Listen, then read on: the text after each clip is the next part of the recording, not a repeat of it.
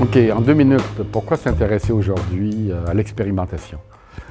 Les entreprises, les acteurs des entreprises sont confrontés à un rythme de changement incessant. Plus de 50% des salariés ont connu durant les 12 derniers mois une réorganisation, restructuration, changement de poste ou de métier imposé, nous montrent les enquêtes. Comment arriver à maîtriser ces changements? Les changements doivent épouser ou marier 3 trajectoires. La trajectoire du marché, incertain, labile, la trajectoire organisationnelle et la trajectoire professionnelle. Ces 3 trajectoires n'obéissent pas aux mêmes règles ou au même rythme. Tu ne changes pas un métier comme tu changes un produit, une procédure qualité, comme tu fais un entretien professionnel. Donc, marier ces 3 trajectoires professionnelles, marchandes et organisationnelles est extrêmement complexe. Pour y arriver, on peut passer par l'expérimentation. L'expérimentation, c'est un nouvel espace méthodologique entre le diagnostic, qui est un peu le rétroviseur, c'est-à-dire de constater des symptômes dont les causes ont disparu. Étant donné le rythme de changement, le diagnostic, c'est de regarder le passé, conduire sa voiture en regardant le rétroviseur, alors qu'en face, il y a des virages fréquents, incessants et imprévisibles.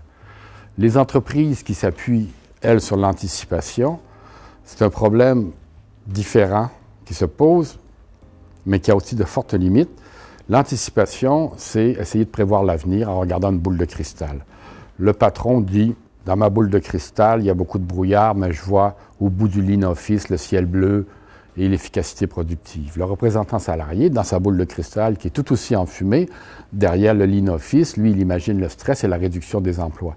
Il est donc très difficile de construire des accords, des conventions d'accord entre les acteurs sur la base de l'anticipation. Donc, entre l'anticipation boule de cristal et le diagnostic rétroviseur, on peut imaginer un nouvel espace méthodologique qui est l'expérimentation, où des groupes de salariés testent des nouvelles manières de travailler, évaluent eux-mêmes les effets de la nouvelle organisation du travail sur leur santé, leur métier et l'efficience productive. Et leur évaluation permet de nourrir l'agenda social des négociateurs et d'imaginer et de déployer ces nouvelles manières de travailler. Pour le dire autrement, les registres de décision dans les entreprises, il y en a à peu près 3. Dans le système solaire peut-être. Le registre de la révélation divine qui nous dirait ce qu'il faut faire, quelle forme donner à la prescription. C'est un registre qui n'est pas trop utilisé dans les entreprises à ma connaissance.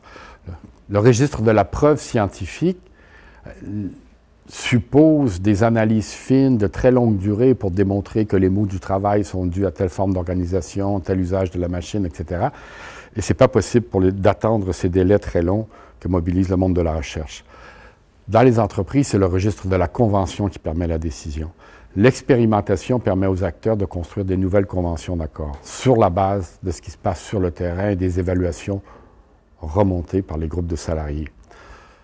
L'objectif ici, ce n'est pas d'évaluer la santé ou les compétences, mais d'évaluer l'organisation elle-même, avec éventuellement des critères santé, compétences et efficience productive.